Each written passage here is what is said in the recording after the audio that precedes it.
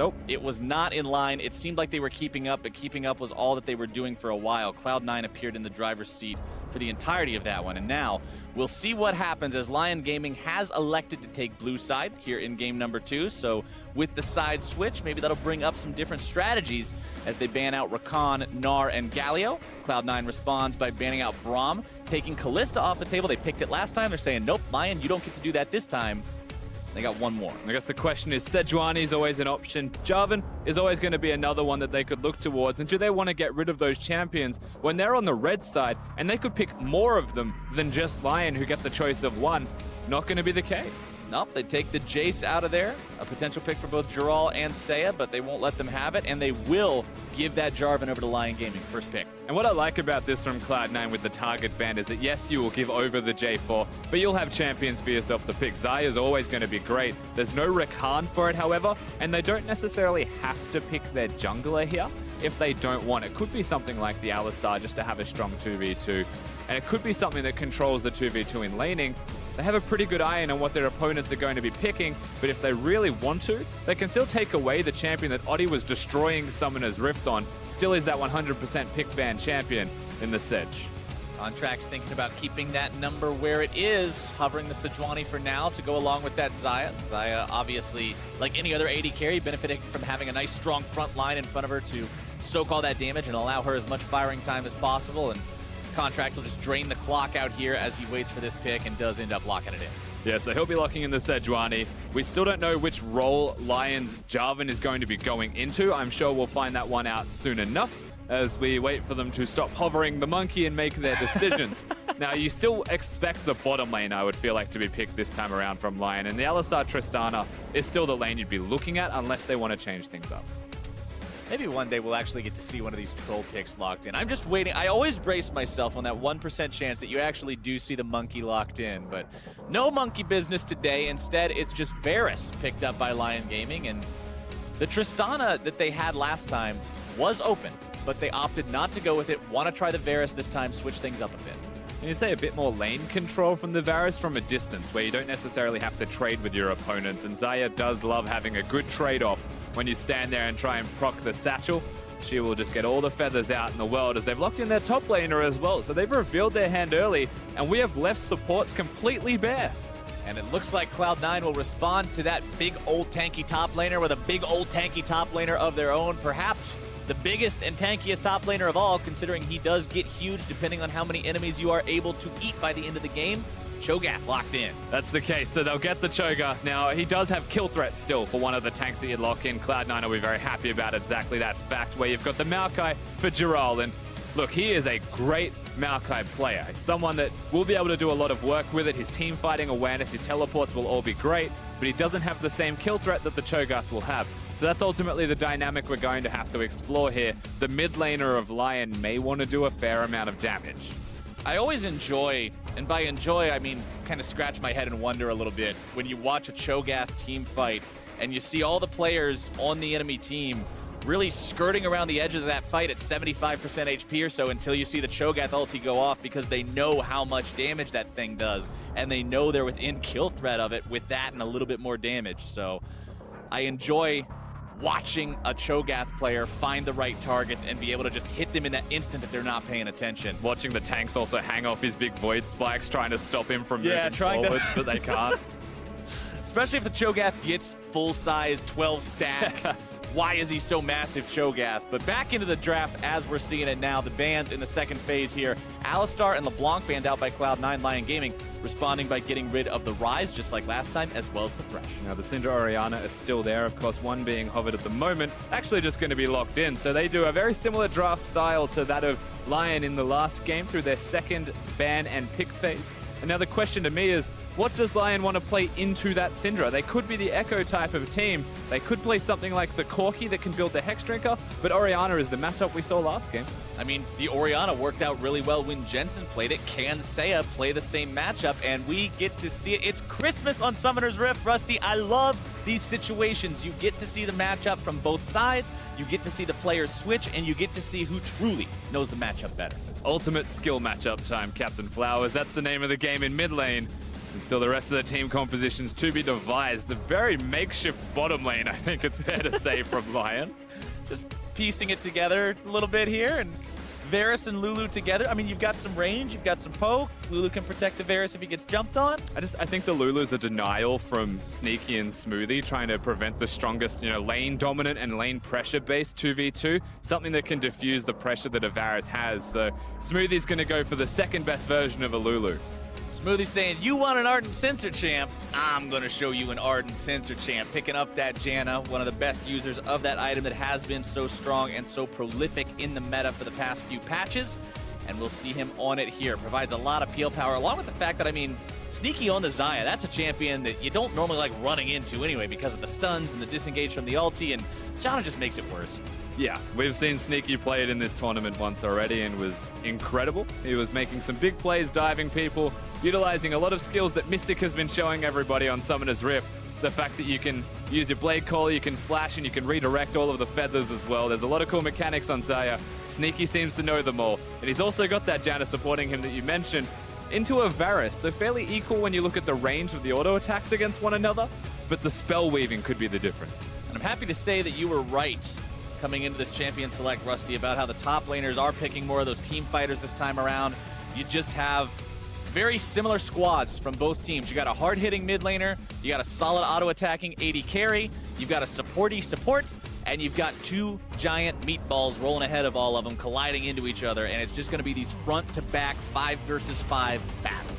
In a roundabout way, there were similar compositions in Game 1, but Cloud9 dismantled them. Coming into Game number 2, you have to feel like the odds are still stacked against LYN. But as you mentioned, the compositions share a lot of similarities. And so the first place you'll always be directing your attention is Oddie's early jungling. And we come into these best of 5s, and we talked at the start about the adaptation, right? We said that was one of the big names in best of 5. One of the other big names in best of 5. That's actually, I'm going to interrupt my own self. Let's go, girls. That's pretty cool. That's a pretty cool Star Guardian animation right there. But one of the other things that we always try to keep in mind, along with the adaptation between the games, is the mental fortitude of the players, right? You come off of a loss like that, if you're LYN, you got to make sure you're keeping your head in the game, keeping yourself from tilting, and just being ready to go into this game saying, okay, forget about the last one, new game now, let's have our solid strategy ready to go. Don't be the direwolves, is it? Don't lose to Cloud9 until it's a best of 5s this time around. LYN, I actually don't expect them to be in any way mentally affected by game number 1. You'd have to imagine if you were LYN coming into this best of 5, it's an upset if you win. That's just the way that everybody in the world will be looking at this best of 5 series. And I'm sure LYN, they'll come in with high hopes and high expectations of themselves, but they won't ultimately be disappointed. So they'll be able to bounce back, reassess what went wrong in game number 1, come into game number 2 with guns blazing and try and, fix those problems. Jensen stepping out of the way of Seiya's command attack, finding some damage of his own with the Thunderlord's proc, and these guys aren't even willing to wait for the minion. No, they're not. We watched them last game just blow their entire combos on each other as everybody else was playing for turrets and objectives, and it looks like this game's going to be the same damn thing. They've got a point to prove against one another, it feels like. Jensen's really trying to beat him around as White Lotus and Genthix, they're just 2v3. They just want to stop this blue buff. They want to damage the 2v2 of Sneaky and Smoothie. Pests, get out. They're trying to remind Cloud9 how bad it feels to have your blue buff invaded on constantly. Contracts goes ahead, drops the smite there to make sure that look at Oddie. Nothing happens. He knows Lord. exactly where the jungler of C9 is. Is Oddie actually going to find Contracts here? Is he going to steal away the frog? Goes for Contracts. Contracts trying to grab himself the frog, but he's not even able to get it. Tries to flash away and does get there, but losing out on that camp means Oddie's ahead. And that is so dangerous for Contracts. It puts Oddie ahead by a decent amount of experience. He's going to be able to go back to the Raptor camps, and he should be perfectly fine for this now. Also, the flash being gone is the biggest win of all, and I really respect that Oddie didn't use the flash of his own. It shows good communication between LYN Gaming's bottom lane and their jungler to say that Smoothie was on the way. Smoothie has heal, has shield. It's not worth flashing after that one and potentially dying. And so he just walks away and takes the advantage. And honestly, that's a good thing to point out. Smoothie is on the heal this game while Sneaky has the barrier for himself. So a very defensive summoner spell combination between these two compared to the more traditional heal, plus the ignite on Genthix for, honestly, pretty much the most aggressive combo you can go for in the bot lane, unless you wanted to do some really cheesy stuff, putting an exhaust and an ignite together. But Cloud9 making sure that they're keeping Sneaky protected as much as possible. Impact moves up, fires off the Scryer's Bloom, takes the Blast Cone right back to lane. Really good from Impact. He'll be able to spot out Oddie as he arrives towards the Gromp and perhaps the blue buff, depending on, yep, you'll be able to see him just barely there. And just knowing where he's going to be, when he's going to be there. Most importantly, Impact pushing top lane to be able to do all of that, unimpeded by any means. Gives time for Contracts to try and just get to level 3, catch up, maybe just stop Oddie from ganking until the level 6 mark where ultimates are there. It's still a big win for Cloud9 overall because they just want to keep farming. However, that problem that you mentioned, the Ignite that exists in the bottom lane, it starts to add up to CS differences. It starts to add up to lane control, just pressure in general that a Lulu will have with that Varus. Sneaky and Smoothie may need some help. White Lotus and LYN are really happy to see things looking this way, especially after the last game where the lane quickly found itself going in the favor of Sneaky and Smoothie. We talked about how quickly they built up those CS leads and how it was part of the reason why it seemed like although LYN was matching Cloud9, Cloud9 was just running away with the game anyway. Nice damage there from Jensen onto Seiya, but now he's going to have to deal with Oddie wanting to show up here in the mid lane. Runs down through the bottom part of the river towards his own jungler instead. Oddie and Seiya obviously realize something is up, so they don't want to go in on that one. They don't realize this, though. Oddie does have the level advantage over Contracts. I don't think Contracts wants to outright 1v1 him. He's looking for the counter going through the tri-bush. Smoothie and Sneaky, I don't actually know what Contracts was achieving there. He just blast coned on the spot. Here we go. Okay, Oddie face checks the brush. Contracts getting some damage down there. Finds himself a stun. Oddie with the flag and drag over the wall to keep himself safe as now the counterattack begins. LYN Gaming looking to find something here potentially on to Sneaky. He's got the barrier to keep himself healthy. Very awkward trade coming out of both of these lanes. Sneaky uses the barrier, White Lotus uses the heal, and so ultimately it's just a trade of summoner spells. And the reason Contract's even able to be aggressive onto Oddie with a level disadvantage is because he has the jump and he has the Janna nearby. So he's able to chunk him, forced Oddie to disengage, and by Oddie having to disengage, he couldn't go in and go forwards when the rest of LYN regrouped and wanted to. The Cloud9, they just get to regain some control down the bottom lane, push it in, maybe get a base in. Which is exactly what you were talking about earlier, right? You were saying maybe Cloud9 needs some help in this bottom lane. Contracts delivers it. It gives some breathing room to these guys, if nothing else, and allows them to keep this lane in an acceptable state. But LYN's going to do everything in their power to stop this back from being efficient. They stopped the recalls. Definitely a good decision. It was on a cannon wave as well, so Cloud9 would have played that one out perfectly if they were allowed to go back to base, but they weren't. And so the lane continues. The pressure continues. Sneaky has limited mana to the point where they will lose this lane, they will get pushed in, and Contracts, even with the smallest amount of help he was able to provide to them, unfortunately doesn't change the state of that bottom lane, but Sneaky's still farming fine. Speaking of farming fine, the top lane also even between these guys, mid lane pretty much even. Honestly, the biggest CS discrepancy we see is in the jungle, but that one's kind of not really as much of a discrepancy as you would think usually, considering the value of the camps. Yeah, you can have 10 for Krugs or 1 for a Gromp, but there is a gold lead there for the Jarvan of almost, actually over 300 compared to his counterpart in the Sedge. Yeah, taking the Gromp away super early, having tempo to get the second camp of the Raptors is pretty much the entirety of all of that. So he's doing very well for himself, compliments of what they did at level 1. Oddie does seem to like these level 2 plays with early cheeses. Contracts down nearly a full level compared to Oddie as well, so not just gold, but experience going the way of the LYN Gaming jungler. Sneaky and Smoothie trying to trade while the Janna shield holds, but still finding themselves at a disadvantage here against this combo of the Varus and Lulu. And you can't take away my blue buff this time is basically the name of the game. We'll take it away from you. They've got tempo, they've got control of mid lane, enough to get Seiya free, enough to give him the blue buff. And perhaps it really is as simple as saying the Orianna in the matchup is the one who gets the blues now. Could be the way to see it. Contract still only level 5. Trying to continue farming up, get himself caught up with what he lost earlier.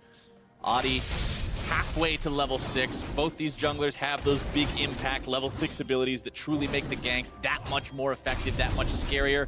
Almost going to be guaranteed to force a summoner spell out with either one of them or just get the kill outright. LYN Gaming, this time, Rusty, the game's still 0-0. Nobody's dead yet, but they're the ones with the slight gold lead. They certainly are, and a lot of that still revolves through the bottom lane. Being able to recall and get that 20 CS advantage again. The fact that C9 couldn't go to base results in all of this happening, and suddenly Summoner's Rift looks like a much happier place to be if you're Oddie. and Saya, almost reminiscent of what happened in game number 1 on the blue side when Cloud9 were playing this. They push and they have the free ability to leave the lane.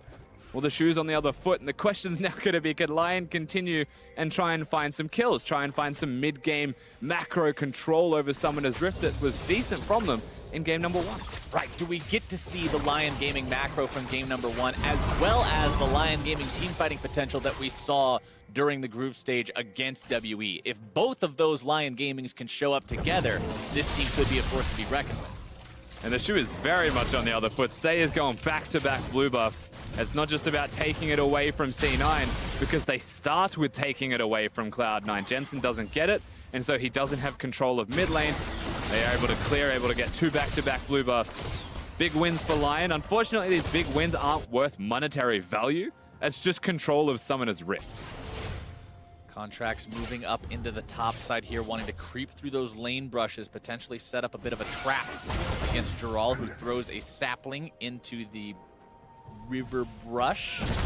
Now Contracts makes his way onto Jural, seeing if they're able to find the burst here. The stun, where's the feast? Jural wanting to get himself away, pops off the Nature's Grasp. The Sejuani ulti comes through. Impact wants to get a big old bite out of him, but can't quite do it. First blood goes to Jural. Cloud9 with the mistake. Really big mistake coming out of Impact to follow that one through. He had no chance of getting the kill once the flash was out from Jural. That's so tragic as well. That was just poorly executed from Cloud9's top laner. You could tell he was hesitating as soon as the Nature's Grasp was fired off. He was thinking, okay, we got as much as we were going to get, but then he goes further. And they both hesitate. Contracts gets in, it was great. Impact, they do a lot of damage, but Jural gets just enough time to use the W, to dodge out on the feast, disengage, and from this point, they hesitate, they turn around and say, no, I can kill, but Q cooldown, it's always going to be there. Minions are what provides the kill in the end. Contracts isn't able to help secure that by any means because Impact just overstepped his boundaries. Looks like just a poor decision. White Lotus eating a lot of damage in this bottom side from Sneaky and Smoothie. Both AD carries dropping down to about half, popping those potions to get themselves back up as we do see the rotations coming bot side. LYN Gaming bringing both Teleport in jungler as well. and mid laner as well as the top laner now with the TP. Sneaky's in some trouble, likely going to be dropping here. No way to escape the 1 versus 5. Saya grabs the kill, and LYN Gaming is off to the races. And they've got everybody down here in the bottom lane. The turret's theirs. It's the first turret in the game. And LYN get themselves a 2,000 gold lead. Just capitalizing on, once again, control of the middle lane, control wards through all of the river. They will go straight towards this Drake, so the opportunity to trade structures is always going to be an opportunity for C9. Because Contracts was on the bottom side of the rift, that's not even going to happen. LYN grabbed themselves 2 kills. They get the turret. Now they've got the Drake. It's Cloud, so they're not going to get much extra power out of it, but it will give them extra rotational advantage to make more plays like this. And teleporting to the flags, very classily done. Once again, Oddie forces the flash out of Smoothie early. So Smoothie now has nothing to keep Sneaky alive. Oddie forces him to disengage.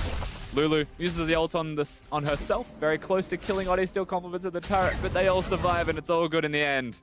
And what was the conversation about at the top of the day, Rusty? Can LYN set the Cloud9 bottom lane behind and find victory through that? And it looks like this game they're doing it. And Cloud9's top lane are helping themselves to being a little bit behind if we're going to draw the comparison as well. That's a fair point. That's a fair point. I don't think anybody could argue that one against you. Impact, I'm sure, fully aware of exactly how that happened. Not too happy with it himself, but it's only one death. You are correct in saying that getting the bottom lane behind is the name of the game. We've seen it work to a degree of success, and we said that LYN, perhaps a better team than those who have played against C9 already in the group stage, to put them in deficits. Well, can they carry that part through? Because the gold lead, it doesn't stand out as anything substantial. It's about if they can now upset the tempo of the map through the small advantages they have. Well, they've lane swapped, they've started to try it. I like what you saw in the bottom lane there a couple moments ago. Jural went down there, used the ultimate to clear the wave away, to slow the push from Sneaky and Smoothie, to buy his own guys time, to equalize everything up here in the top side, and it looks like they will do just that. It's going to be 2 turrets now for LYN Gaming. It will be traded, you'd have to imagine, on the bottom side. Sneaky and Smoothie have had an abundance of time down there just to continue to push, just to continue to pressure. So ultimately, that is a trade, but it opens the map up so much more. Saya Taking a lot of damage here from Jensen. Barely walks away from the ult. Just another day in the mid lane offense, except for this. Oh, Jensen now going to be dunked. The power of the jungle coming in once again for LYN Gaming. And this time, LYN are the team that have the reinforcements arriving. Contracts is forced out of the jungle even though he gets the red buff. And mid lane pressure is there to be secured. Can LYN grab themselves turret number 3? This is the most important of those outer turrets. Gives the most access to the enemy jungle, but it looks like it will be stopped by Cloud9 for now, but that thing's barely clinging to life. Yeah, still not a lot of health on that mid lane outer turret. Seiya had no resources left after this trade to be able to continue to push up pressure a following team fight. Just another day in the mid lane offense between Jensen and Seiya. Have just got some personal beef apparently, going at one another constantly, but they took the top lane outer turret and instead of recalling and resetting, they roamed mid. Really good awareness out of LYN, knowing exactly where they wanted to be and how kind of Jensen to, unfortunately for him, set them up for it. And I mean, they even gave the kill over to White Lotus. That couldn't have gone better for LYN. Exactly what they wanted to be doing. Blade of the Ruined King will be online for that Varus here very, very soon. And considering Sneaky Xayah is a bit behind and also going for an expensive item in the Essence Reaver, Varus is going to be stronger faster. He certainly is. Rushing the Berserker Greaves to match the move speed of Sneaky as well. But once he gets that Blade of the Ruined King, once he splashes to that one item, not needing the Zeal item afterwards as well like Sneaky does, well, then they can immediately look towards objectives. They've got the Rift Herald as a big point of contention that I would say should be free to take if C9 don't start rotating up. They are right now, though. Cloud9 finding themselves on the back foot now. Have to see how well this team plays. Remember, you mentioned it earlier, there was one game that we got to see Cloud9 actually in some trouble in the early game during the play-in group stage. That was up against the Dire Wolves. Yeah. Things looked very sketchy for a while, but like you said, it was 15 minutes of Cloud9 losing and then 12 minutes and they destroy the enemy Nexus.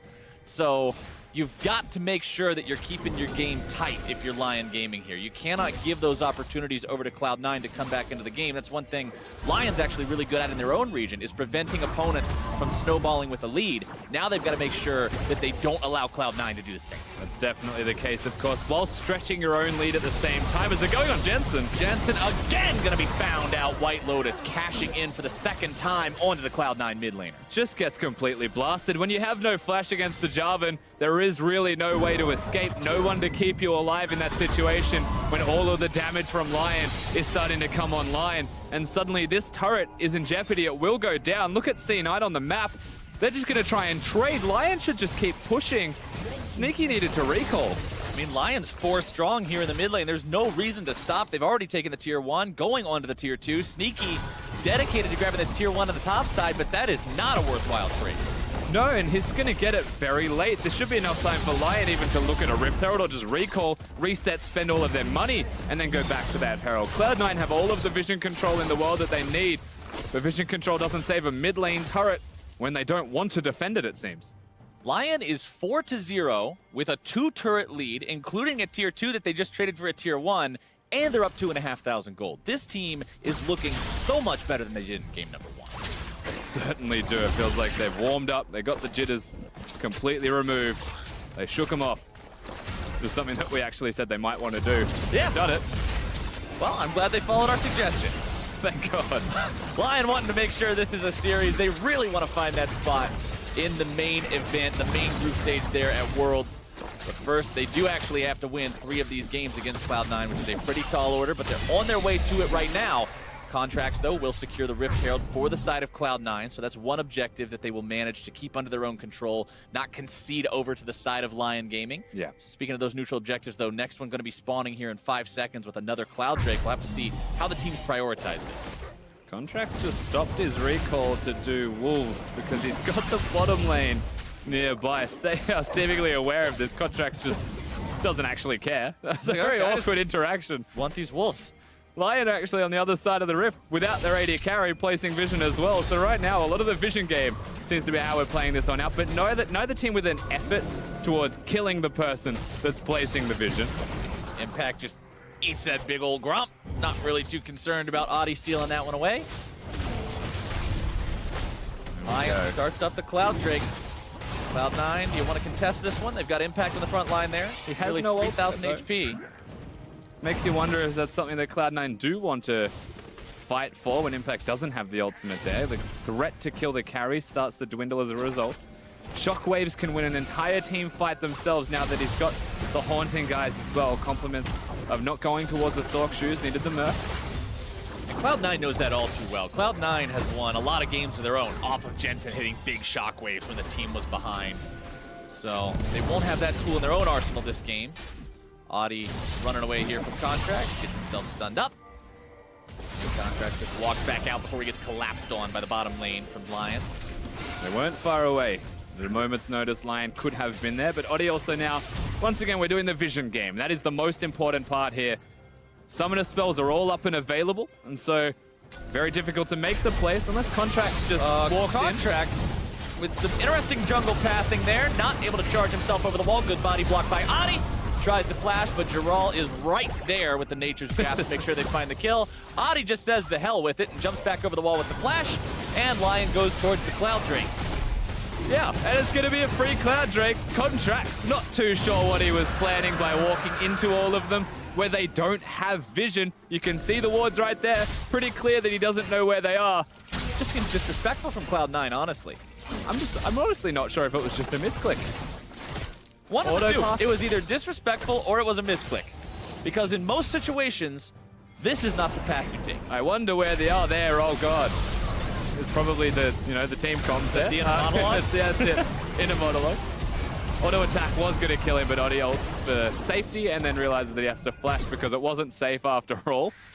But it's still a nice pick. 2 Cloud Drakes going over to the side of LYN. They are well and truly set up in this game, but the gold hasn't grown. They got a pick. Nope.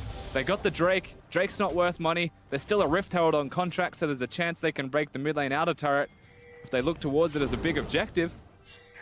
And this is starting to resemble a bit of what we saw from LYN during the play-in group stage, where they would win the fights, they would find the picks, they would put themselves in a good spot, but they weren't building the same kind of leads that you would see from teams like WE, like Cloud9, like Fnatic when they got ahead, where it's like, okay, now this lead's going to get bigger and bigger and bigger until the game ends. LYN takes more time to make those leads into something truly game-ending. Right now, Cloud9's trying to equalize a bit of that gold, but Shelly doesn't do much of anything.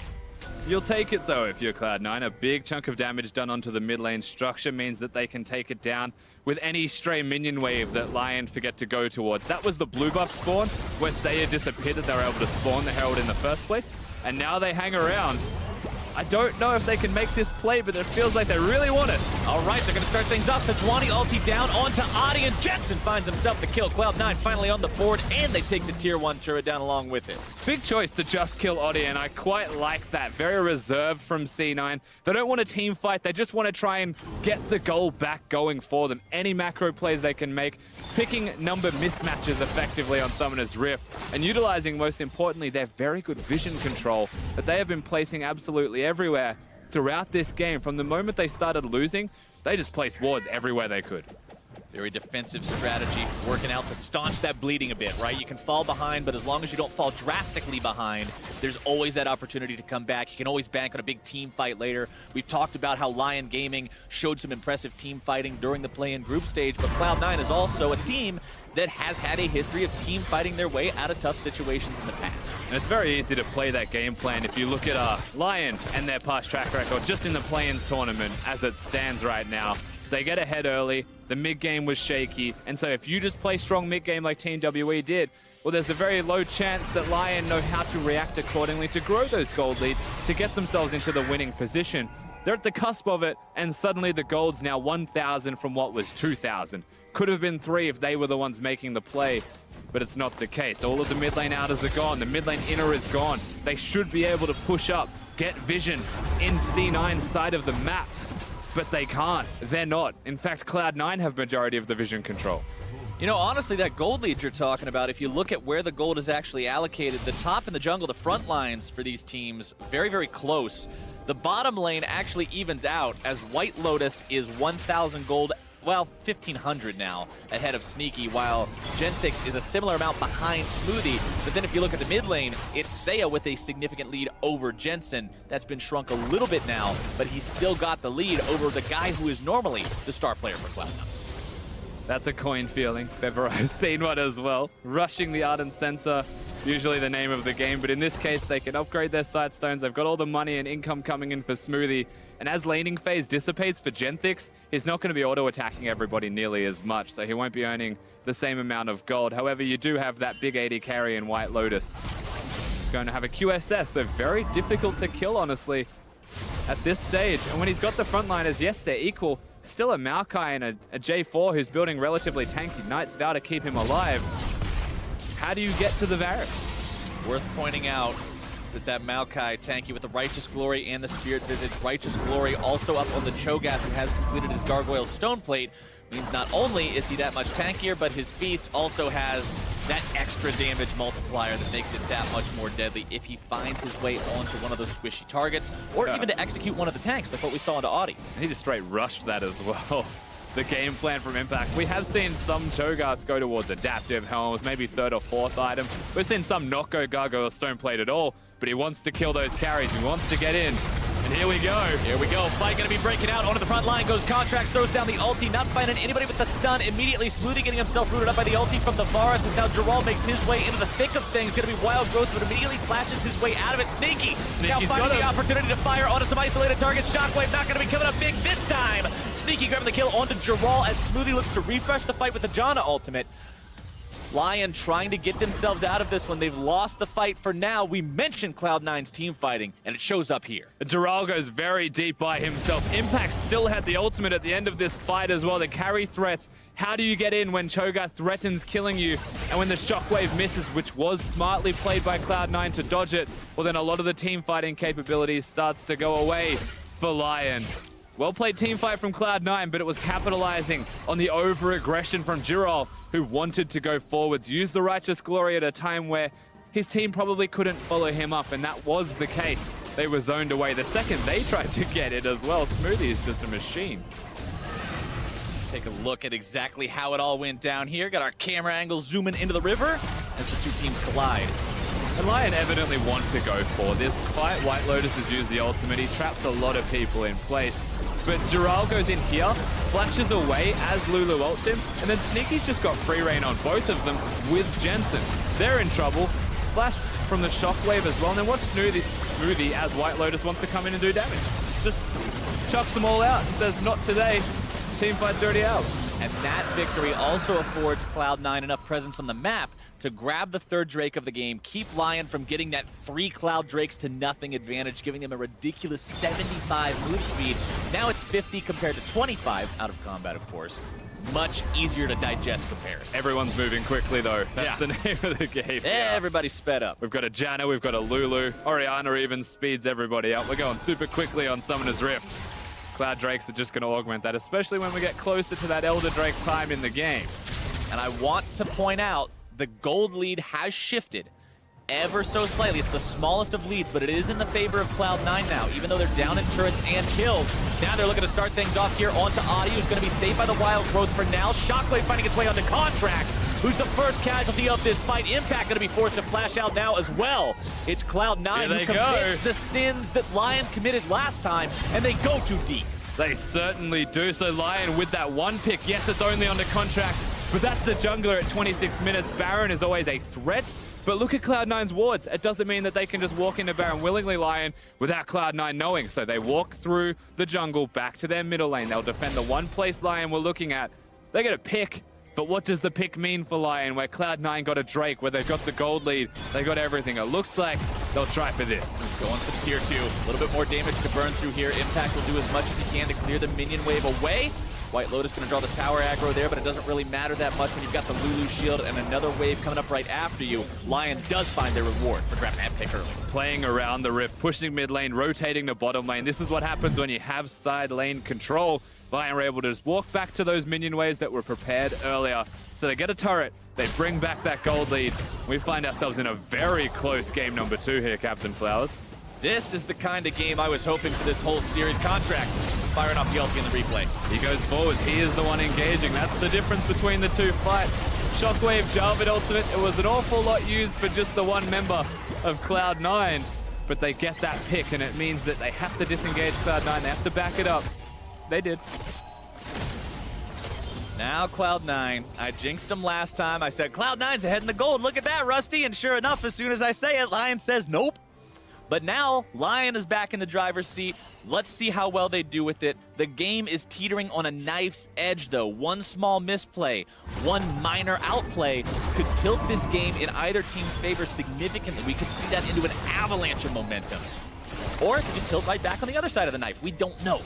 Well, as you get to 28 odd minutes into this game, I absolutely believe that if it is on a knife's edge, that one moment means more. It's much more significant. The knife sharper, if we're going to follow with the analogy as well. You got those big team fights. The Baron's always going to be a place of contention. The next Drake's only the Ocean. It's not going to be an Elder. Yeah, he's not very important, is he? No, unfortunately for him. Poor little Ocean Drake. He's pretty cool if you get him the first time. If he's the first Drake to spawn, you grab him early and he's there for the laning phase. He does a lot for you. Man, if first Ocean Drake shows up 28 minutes into the game, you're just not very concerned with him at all. He doesn't do anything except add just some extra damage onto your Elder Drake buff, maybe. What he does do is die so that the Elder can come up afterwards. The most exciting part about a 28-minute Ocean Drake is what's next. You kill him, you get him out of the way, and you get the next one in there. Speaking of killing stuff to get it out of the way, removing some of the vision now that Cloud9 have placed down around the mid lane. LYN clears that out as they continue to try to vie back and forth for this positioning here around mid lane. You talked about Baron, how that's always going to be a factor, and this right now bush is literally where the game's being decided, it feels like. Impact going to be the target here by LYN. Contract's throwing out the ulti onto White Lotus, trying to disengage things here. Nature's Grasp fired off, finds its way only onto Contract. Impact is isolated by himself. Impact trying to get himself away from this one. Audi now going to be feasted upon. Impact, though, taken low and taken down. White Lotus grabbed himself the killing spree as now Sneaky has to disengage. Giral so tanky with his own Gargoyle Stone Plate. That's another 1 for 0 for LYN. So many things were used in this fight except for the Shockwave from Sayer. It is up, it is available. Oh, they're going right back into it. Jensen forced to flash out. Sneaky looking for the auto attack damage. Giral on the front line looking to isolate Contracts, pulling him back in. Shockwave going to drag him further back into the clutches of White Lotus. Contracts walks away. For now, Sneaky still very healthy. White Lotus still full HP. So much on these AD carries. 3-0 and 3 on the Varus, 1-1 and 0 on the Xayah. 3 items completed on both. Very tense fighting coming out of both of these teams. Sneaky is doing so much work. They caught Jensen out of position, it looked like, but his stun on the back end of that was incredible. Cloud9, they are teleporting in for this. LYN are going to match it. What a Baron call by Cloud9. This is the kind of really, really interesting play that can make or break the game. Now Baron's going to be below half HP. Giral on the front line. Contract's going to be tanking.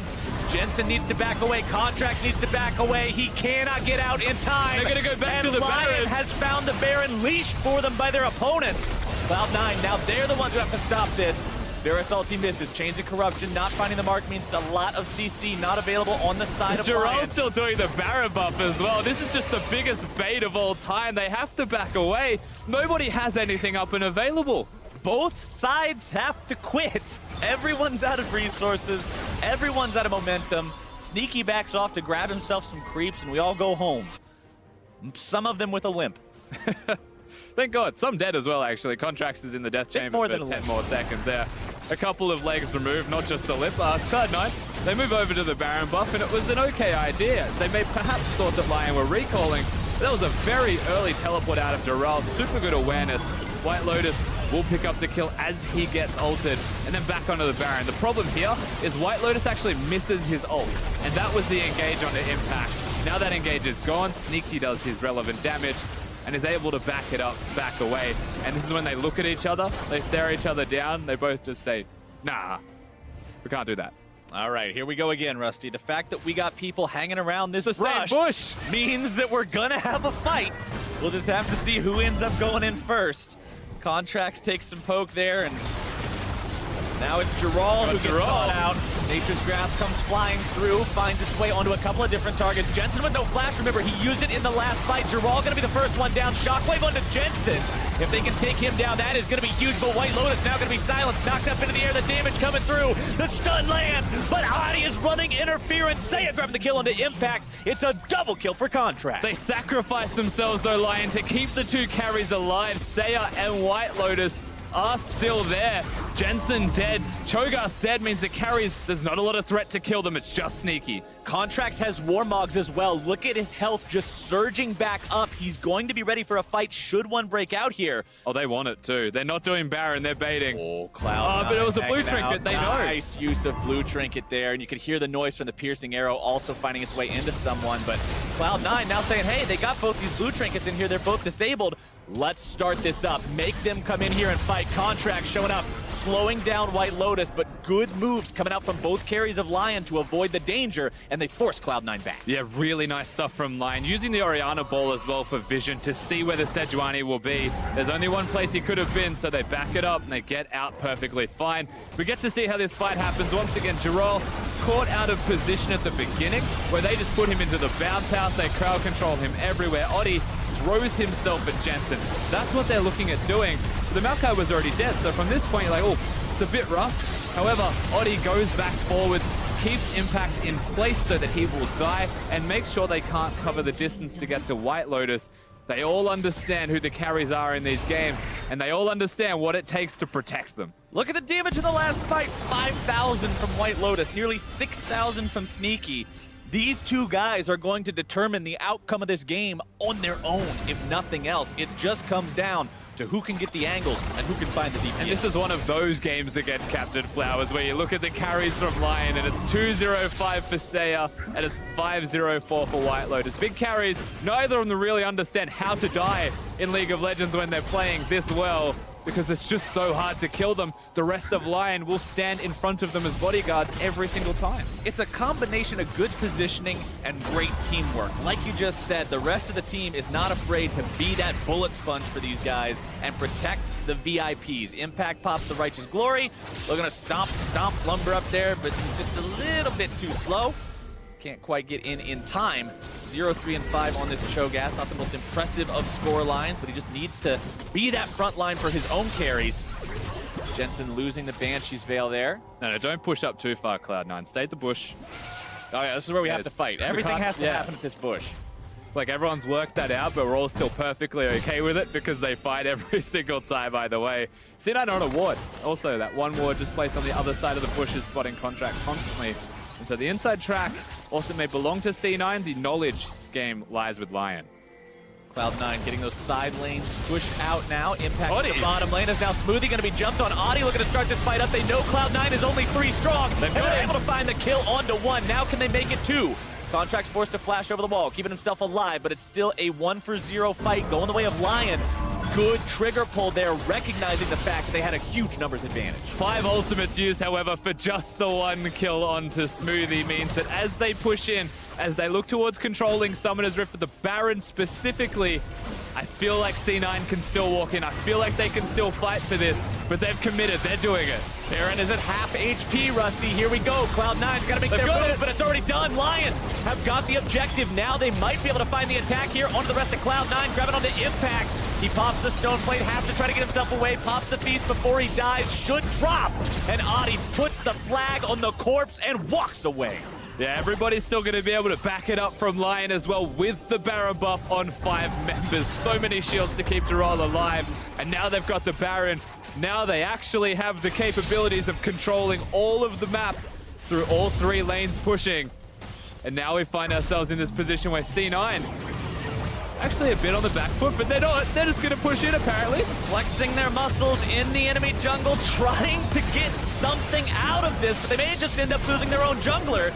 Contract's trying to run away, but the Nature's Grasp locks him down and takes him out. Sneaky, not quite having enough damage to return the favor as Cloud9 loses yet another for nothing. And LYN still with 5 alive will say thank you and then just go back to base again. Thanks, Contract. Do their thing, yeah. What a nice guy. He's able to give them an extra 300 gold. They're teleporting top lane. There's 35 seconds on him. The Impact is only just alive, so an extra turret will be theirs.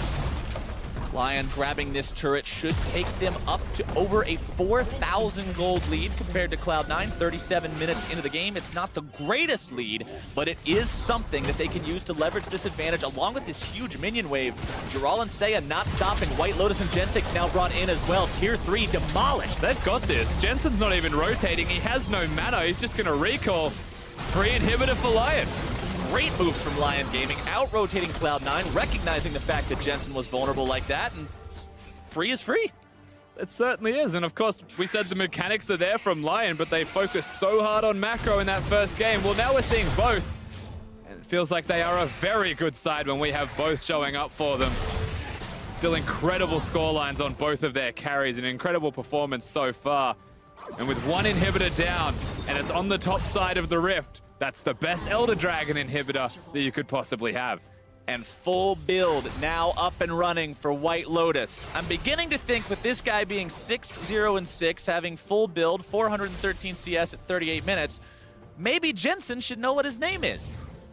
Maybe at this point, you recognize who you're going up against, because White Lotus in this game has proved himself to truly be a monster on this Varus pick. He's landed some great chains. He's had some awesome damage throughout multiple team fights. And like we already mentioned, the fact that he hasn't died at all on an 80 carry with no escapes shows he's got his positioning down. Yeah, and it's a Varus, not like a Xayah, who doesn't really have escapes, but has the ability to outplay with the ultimate. Right. Varus, very hard to execute, but he's got the team supporting him. LYN, they're not going straight towards the Elder Dragon just yet. They're setting up the vision, but most importantly, they're pushing bottom lane. They're just going straight for this tier 3. White Lotus only needs one more auto attack. Already found it. Taking this one down now so they can fight on the inhibitor if they want to. Nothing really there to protect Cloud9, but C9 forces them back. Adi a little bit hurt, needs to regen with that warm-off. But it is a clever team play once again from the side of LYN. Blue buff was spawning, they'll be able to pick that up on the way through, and now they control the vision, knowing that C9 can't be in a bush. There's no way for Cloud9 to be somewhere surprising. They know exactly where they are at every single moment. Now they just need to defend middle lane as C9 push it. It looks like Cloud9 vying for that control back themselves. I like this move. Cloud9 is not willing to go silently on this one. They won't sit in their base.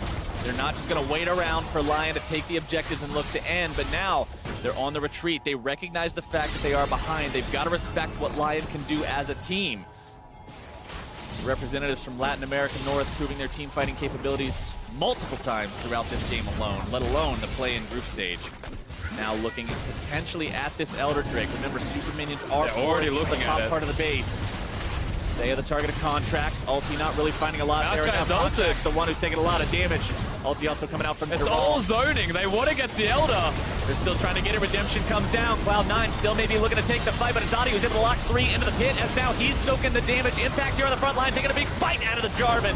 Finds the kill now as White Lotus gets himself stunned up. More damage coming through. Jensen not quite able to find the kill on that one. His Contracts goes for Saya. Not quite able to do it. The heal from the Janna will not be there. White Lotus still trying to take that Elder Drake as Jarrell's going to be taken down closely next. Nearly falls. He's alive. To find his way with the twisted advance as Sneaky gets the Elder. Gentek's looking to take the Blast Cone to get himself away to safety. Cloud9's base is just being absolutely bonked this whole time. They've got to go back and save this. So lucky that Sneaky just got the Elder Drake of all things to keep them in this game, but you're right, their base, it is being dismantled by Super Creeps. One of the Nexus turrets is gone.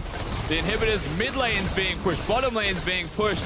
I feel like LYN, they just got too caught up in the moment, too caught up in the pressure of what C9 was throwing at them. They just needed to not fight for an extra 30 seconds, and the minions might have ended the game for them. Two team fighting teams playing team fighting comps is a good spectator experience in League of Legends, Rusty. This is so much more entertaining than the first game was, largely just because of these two teams colliding head-to-head, front-to-back comps. It's just coming down to who plays it better, and that time, Cloud9 had the edge. And it was only a slight edge, to say the least. White Lotus still plays the team fights well. You know, good awareness from Jensen to still get the ultimate onto White Lotus at the end of that, but it wasn't going to kill him because the QSS, the ability to keep himself alive and healthy, auto-attacking the Elder Dragon just to keep that life still going. It's these little details that mean so much at 40-odd minutes into the game when a team fight breaks out. And I feel like they've both got it down. The Sneaky, in this case, I'm going to say got a little bit luckier. Sneaky with full build now as well, 70% crit. He's got the armor pen, he's got the scimitar. Let's take another look at the fight. Now White Lotus, you can see his health. Disregard Jarrell's flash, pretend it never happened. Teleport comes in. He'd like to. It definitely happened. He almost died for it. But as this happens, just the, it looks like a rapid fire cannon distance proc bonus as well from Sneaky on that auto. Not many people will be able to beat that. 6,461 damage in the last team fight. Sneaky no slouch on the DPS charts, but White Lotus, Seiya, and Jensen all not far behind either. Getting to the point of the game where the tanks are not doing a whole lot. Oh, the Contract's ultimate onto White Lotus. He used his Mercurial Scimitar. I mean, that's important. It is a lower cooldown on the Contract's ultimate. It's only 58 seconds on that Sejuani ulti. Yeah. Remember, the Mercurial Scimitar is 90, so that gives you a 30-second window approximately. Well, who needs 30 seconds, Captain Flowers, when you've got an Elder Dragon and a Baron buff up and available? All right, here we go. Cloud9 forcing the issue. Looks like they would just want to end this game potentially on this Baron team fight. Nature's Grasp fired off, only finds its way onto Contracts. Ball thrown down to zone the rest of Cloud9 away. Baron rapidly regenerating. Contracts will soon be doing the same thanks to Warmogs. Seiya hanging around in the brush. Contracts still below half HP, not getting the chance to regen the way he wants to. And with the inhibitors all up and available for Cloud9, they're able to make plays like this. Minions still not going to pressure in just yet, but you can see it on top and bottom. The side waves still in control of LYN. It feels like they've got everything going for them. And then mid lane, you've got White Lotus. White no Lotus QSS though. He's just pushing up into the mid lane, killing the turret because Cloud9 can't stop him. And if they do try to stop him, they'll take the Baron. So they're just playing every single area of Summoner's Rift at the same time. They are besting Cloud9, it looks like. This is being wonderfully played by LYN. They got the tier 3 turret for free. Cloud9 is now just being led around. Like, I'm seriously impressed with LYN's ability to do this. There's a lot of times, even in some of the larger regions, where you see teams not be able to lead their opponents around from a macro perspective that way. And they're back to the Baron buff. It looks like LYN still want to go for this. Cloud9 trying to go for Audi here, forces him to flash away. Baron still at 1/3 HP. If they C9 can't now do it, disengaging from it. LYN still win the map. Look at top, look at bottom on the minimap. The minions that are pushing in. LYN just want to not fight and control the mid lane. C9 have to. Contracts tries to go for the ulti instead, finds it between the goalposts of Seiya and White Lotus. Not what they wanted to see on that with a shockwave coming down onto the Cho'Gath. Impact flashing away. Stun out onto Gerald by they got Jensen. Audi goes in, catches him out. Jensen forced to flash. Big Summoner Spell cooldown. And Cloud9 have to go defend their base. They have no choice. LYN should get a free Baron for this. You're looking at Contracts perhaps for the steal. If all of Cloud9 hang around, then they run the risk of losing inhibitors. They're all here except for Impact. He has the teleport. Oh, this fight's gonna turn real sketchy real quick. Baron down to one it. quarter. Cloud9 now finding themselves here in the pit. Impact and Contracts both hanging around. Jensen over the wall as well. Impact grabbing the Secure onto the Baron with the Cho'Gath Feast. But now where does the fight go from here? Sneaky's got to be careful. He can't afford to walk into a shockwave. Contracts on the front line. Gargoyle Stoneplate to keep himself alive a little bit longer. Jensen down below half HP. Impact is still stuck in the pit. He secured the Baron for his team, but he's going to be the sacrificial lamb as the minions pour into the Cloud9 base. They take down the bottom lane inhibitor. The teleport into the top lane. It's 2 inhibs down for Cloud9. And a big flank from Gerald. Gerald shows up. He's got very little mana here on the front line. He might be able to lock down Sneaky the Shockwave. Not going to be finding anyone just yet. Sneaky's going to have to find an immaculate amount of damage in this fight. LYN looking to push up into the Cloud9 base. Gensix gets himself taken out by Jensen. As Gerald barely walks away, Contracts now surviving the damage from White Lotus. 1 dead on the side of LYN, but they do get the 2 inhibitors thanks to the minions. Oh Lord. The Baron being taken by Impact, the Elder being taken by Sneaky, all of these little details. The game could have just ended to minions if LYN got Baron and just walked the Baron buff in.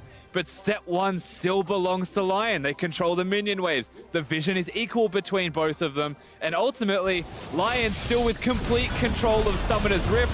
The only saving grace is the coordinated Feast and Smite from Contracts and Impact. Look at Seiya controlling the carries of C9. The ball's always just next to them. They want to walk in. They want to do damage. But I mean, they literally cannot. The Shockwave will kill them if they do. So they have to back away. They acknowledge that Impact's dead.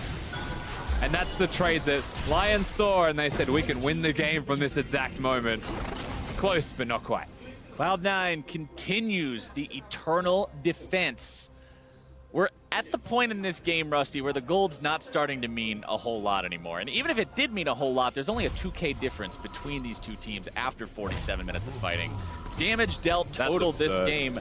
57,000 from White Lotus, 48,000 from Sneaky, and 31,000 from both mid laners. Honestly, a grand total of only 700 damage difference between the two mid laners. These guys just been going, we were joking earlier about how they just go blow for blow back and forth with each other, but man, they are just neck and neck. I mean, tell me they don't just feel matched when you watch them play as well. Even in game number 1, the difference was the blue buff more than the skill of the player. 7-0-7, the scoreline of the AD carry from LYN in White Lotus. What a performance from him so far, but it still takes that one more team fight. That's what we're waiting for. Cloud9 will be stuck in their base for this team fight, you would have to imagine. And the mid lane inhibitor is the one thing that LYN want and need. Cloud9 will do everything they can to protect it. Obviously, once you lose all 3, that's when the double super minions start pouring in, and that's when the defense just becomes a full-time job. C9 will do anything in their power to prevent that from happening. Elder Drake not up for spawn just yet, so this is pretty much the name of the game right now. And you're seeing the patience from LYN as well, waiting for the super minions to push into the base. Once bottom pushes in and they see Impact go to deal with it, remember, one Nexus turret, he has to deal with it, then they'll most likely look towards the mid lane inhibitor. Same thing with top lane, and if they can get both going at once, the mid inhib should be free. So far, C9 defending extremely well to try and keep them out of the base. Audi takes a single auto attack from Sneaky, and it doesn't really do that much damage to him, for being quite honest. For a 6-item AD carry, Audi's pretty tanky. Contracts and Impact also hanging around 5,000 HP. Here they go. Top wave is pushed in. They saw Jensen deal with the minions. They start to... Oh, that was a lot. Big root onto White Lotus. Contracts ulti just barely going to be missing out on that one. Gerald trying to get himself away. Fires off the Nature's Grasp. Wants to use it as a disengage mechanism, but now LYN might see their opportunity to put the last couple of hits in one of the mid lane in hit, but they're not quite able to find it. Cloud9 may want to defend this, but they've got to be careful about the fact that Contracts is hurt going into it. That's one no auto minions attack. pressuring in the base right now, and LYN gets what they came for. Yeah, so that's all 3 inhibitors gone. However, how long it took to get that inhib means that the rest will probably spawn pretty soon. It But never ends. Elder in 1 minute. That's what we're looking at now. It's so neck and neck. It's just the Cloud9 are just stuck in their base. Stuck in their base, at least for the foreseeable future, because of the fact those 3 inhibs are down for now. Creates a very difficult situation with that Elder spawning soon. You probably just have to give it over at this point. I mean, you can't afford to just let the super minions destroy everything. There is maybe one chance I would give Cloud9 to go and defend that Elder Dragon. And it's Impact clearing that top wave right now and trying to get in before the next wave crashes. But because it's double waves, I really don't see that as a viable option given how much pressure mid and bottom will also be placing. So it's going to be too disjointed if they attempt to get in and defend this. But Impact is looking. Impact is going to walk his way down. Sneaky's also rotated. Cloud9, they don't want the Elder to go. Contracts is way too close. He's going to be singled out and bursted down before he can do much of anything. The shield going to be keeping him alive. Still alive. Audi now here in the pit trying to defend, be the front line of Team LYN. But Sneaky's able to find free firing time. Gerald now going to be the tank. Nobody dead so far. Cloud9 still looking to make this fight happen. The root out on Gerald. White Lotus. They got him. Goes down to Jensen's burst. And Jensen comes up with a hero play. Cloud9 still with no health to their names. No Warmogs on the choker. He has teleport. He might want to recall. The waves of health inhibs are up. Hanging around. Side lane inhibitors back up for Cloud9. Audi over the wall. May look to go in. Steal this with the blast cone. Comes over the wall. Reset. The Drake may reset here. It does slightly. Audi has to go back with the flag and drag. Cloud9 pulling the Drake out yet again to make sure they secure it, and they do. That is so tragic. The dragon resets as Audi goes in and looks for the steal. Not going to happen. So 2 Elder Dragons have belonged to Cloud9. The inhibitors have back up. They've respawned. And Contracts is the one who gets caught to start this all off. All planned. As if a bit of deja vu seeing Contracts caught out of position in this game. But he lives, and he continues to live. Janna's healing, redemption, everything there to keep him alive. Meanwhile, Gerald, yes, he's tanky, but White Lotus steps up. Jensen sees his chance, takes that one opportunity. And I wouldn't say outplayed. The stun was an outplay. The rest of it was just Syndra's kit. The They rest get the of kills. it was the Syndra play style. Press R with your mouse hovering over the enemy champion. Now Contract here on the front line yet again. The ball is back in Cloud9's court. The last time it was here, they found it immediately given back over to their opponents. Baron is spawning, and as is Cloud9 tradition, they have to go force the fight right now. Baron should go down rather rapidly. LYN recognizing this, wanting to get themselves in here. Cloud9 not going to back away this time. Sneaky secures the Baron, but can Cloud9 get themselves away? Both tanks going to be locked down. Stone plates pop to try to make this exit as gracefully as possible. Audi on the front line trying to keep Impact locked down. Sneaky getting himself away along with the rest of Cloud9. And nobody drops this time. And Odi brings the walls down super early on that Jarvan ultimate. Doesn't want to die to Impact's damage, but at the same time doesn't want LYN to secure the kill. So doesn't risk anything. They will just stick it out as the 5v5. Want to go ahead and let everyone know we are now officially watching the longest game so far of Worlds 2017. Previous record was 52-18, and we are just about to go a full minute beyond that. These teams putting everything on the line here, leaving it all on Summoner's Rift. Nearly 1 hour of game time in one of the closest games possibly imaginable in this elimination stage. Cloud9 now with the Elder Drake, with the Baron, seeing what they can do. Throwing out the Sejuani ulti, not honestly getting a lot done with that one right now.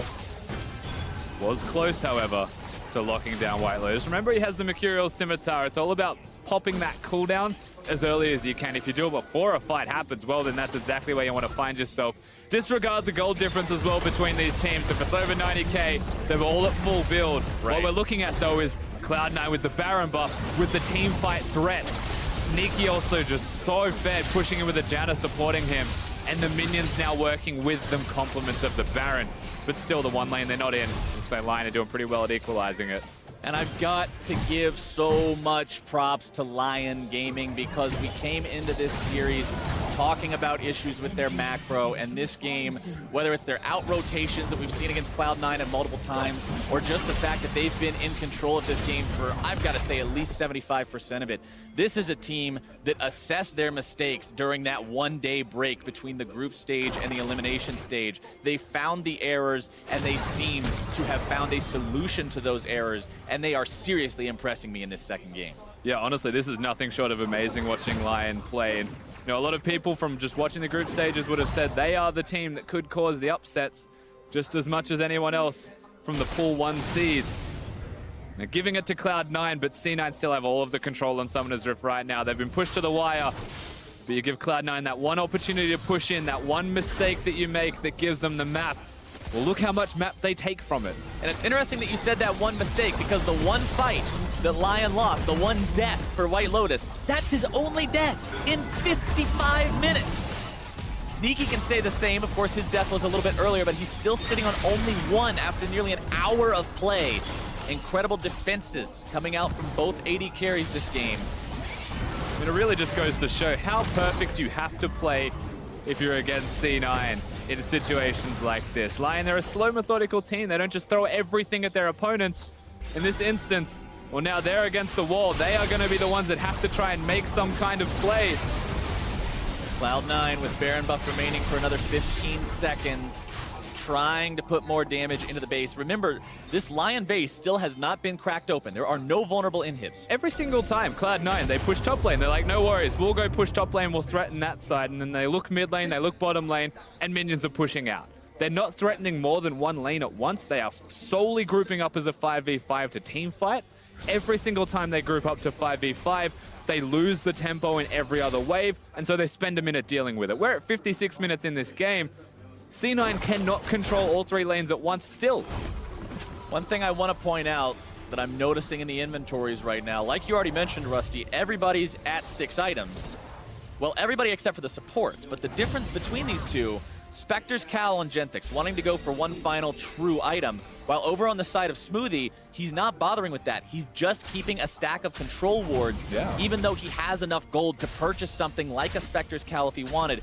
Cloud9 prioritizing some extra vision on the map to keep eyes on LYN. And it may not be a big deal, but ultimately if I was playing support this position, and I'm not Genthix, I may have held off on the Spectre's Cal until I could buy a full item. That's the way that I would have seen it. In fact, he's just sold it and gotten 3 control wards. So clearly what he has done is he's purchased the Spectre's Cal because they're stuck in their base against the Baron buff team. He wants to have the magic resistance for the Syndra. Well, now he doesn't need to because the map's closer to equal, so he sells the item. Still believe that 3 control wards is the last slot is the name of the game for any support. This game has been raging back and forth for so long, and after 57 minutes of fighting, we're still at this break-even point. This could still go either way. When people ask me what kind of games I like to cast the most, what kind of games I enjoy watching the most, I always say the ones where you don't know who's going to win until the final team fight's over. And this is one of those kinds of games because it could seriously go either way just as easily, depending on who plays it right. And I love that. And when you look at the game length of just being at 57 minutes into this one, if we pass 58 minutes, this is longer than two of Cloud9's games against LYN put together. Against anyone in their put group, together. rather, put together. Against anybody. Yeah. You can take any of the two previous games. We're actually all, well, no wait, I guess if you took the average, we're over double the average already, Yes. but there are the upper end of those that could still pass the current time up, but not for long. Cloud9 up 7,000 gold, but like we said, it means a whole lot of nothing. This is where you want that Meteos kick, you know? Yeah. It just doesn't exist. It's You gotta contracts on the set get body. that in there, but we got 1 minute till Baron's up. Elder Drake will also be making a reappearance here shortly in a couple of minutes. And like you mentioned when we were discussing it earlier, when the gold doesn't matter anymore, that just means that whoever owns those uber buffs, they're the ones that truly have the edge. It just means more and more and more as you approach this in-game state. And through this game, actually, nope. Wow, that was instant from White Lotus. So it happens when the Syndra hits the stun first as well, but that is the QSS. That's such a big cooldown. We've mentioned this a couple of times already. This could be a really bad state for White Lotus to find himself in, knowing that he doesn't have the QSS there to keep him alive if Syndra finds him. If Sejuani has the ultimate back off cooldown. But it is such a tricky window because you've got to wait the 45 seconds for the Sejuani ult to come back, and then you've got to execute in the next 32 seconds after that. And would you believe it, Captain Flowers, we're back at the bush. And there's a fight Where it all potentially happening. started is where it may all end. Cloud9 looking to potentially go onto LYN here, but not finding the rupture means that plan will cancel out. Still looking to contest Vision over this brush. C9 still have control of mid lane, though. They've pushed the wave out. They don't need to respond to the Baron unless LYN are doing it, which they are right now. The push is on. The question is, do Cloud9 react to this fight? They don't push mid lane. It looks like they want it. There's a large minion wave bottom side for LYN as well. LYN likely recognizing this. That's why they're making this fight happen now. Jensen losing 3/4 of his HP to the combo from Seiya. However, that means the shockwave cannot be used in the upcoming fight. Positioning now, much less of a concern for Cloud9. They don't have to worry about walking into those. Audi flag and drag over the wall to keep himself safe. Cloud9, they realize there's that many minions in their bottom lane. They're picking it right now. They're saying, look, it's time to do or die. has to deal with We it. say do. Cloud9 starting up the Baron. Got it down to about half HP. Nature's Grasp comes out from the Maokai, trying to lock these guys down. Contracts coming in. The QSS Finds was the back. ulti, but the QSS was back up. White Lotus going to be kept alive for now. Tanks on the front line doing exactly what their namesake says. Jarol and Audi trying to stay alive, but the first kill goes to Sneaky. Sneaky's damage is incredible, though. It looks like Cloud9, with the reset of Smoothie's ultimate, they're not respecting the base. It is starting to die. One inhibitor's gone, but they're back on the Baron. Look at Audi. Cloud9 trying to take this Baron. Their base is being taken apart, though. They've got to make sure they finish this off cleanly. Baron down to about 3k HP. Audi comes into the pit, but it's secured by contracts. Audi likely going to drop here as a result of jumping there into the pit. Now Sneaky on the killing spree. They're finding the kills onto Lotus and Genthix as well. It's one man versus the world. Seiya stands alone. Still the triple kill for Sneaky. Teleport there from Impact. They are not looking at defending their base at all. They want to end this one right now. 4 people dead for a very long time. You would have to imagine the Cloud9 can do this. As long as they walk in 1 minion, Seiya's got Rogue. Seiya knows that he cannot defend 1 versus 5. He is got going for the so outplay. Cloud9 has 1 minion there. Seiya trying to flash, clear these minions out of the way, but it will not be enough. 61 minutes into the game, and Cloud9 finds the win. That was a very long, intense game for both of these teams, but ultimately Cloud9, they're able to put themselves up on that pedestal 2-0 in the best of 5 series. And we said after game 1, maybe it doesn't affect them mentally if you're LYN. Well, after game number 2, I'm going to say that one affected them just a little bit.